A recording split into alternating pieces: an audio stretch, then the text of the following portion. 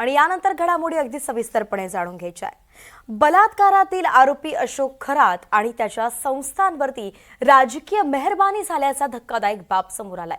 मराठवाड्याच्या हक्काच्या पाण्यातून लाखो लिटर पाणी हे खरातच्या संस्थांना देण्याचा निर्णय 2020 मध्ये तत्कालीन महाविकास आघाडी सरकारने घेतलाय। मात्र हा सगळा निर्णय तात्काळ रद्द करण्याचे आदेश जलसंपदा मंत्री राधाकृष्ण विखे पाटील यांनी दिले। तर कॅप्टन खरात म्हणून शिर्डीत ओळख असलेल्या अशोक खरातचे शिर्डीत आणखी काही लागेबांधे आहेत का किंवा होते का याचीही सखोल तपासणी चौकशी आता केली जाणार आहे आणि विखे पाटील यांनी ते स्पष्ट केलेलं आहे।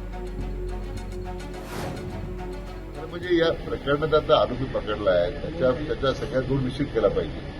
त्याचं राजकारण करण्याचा प्रयत्न करतात विरोधक। त्यांच्याच काळात पाणी सोडलंय, त्यांच्याच काळात त्याला डोक्यावर घेतलेलं आहे, त्यांच्याच काळात ते खांद्यावर घेऊन नाचलेलं आहे। आता तुम्ही त्याचं आपलं पापाचा प्रायश्चित करण्याऐवजी तुमचं पाप दुसऱ्या काळात झाला तुम्ही निघाला। मला वाटतं मला कीव येते संजय राऊतच्या लोकांची।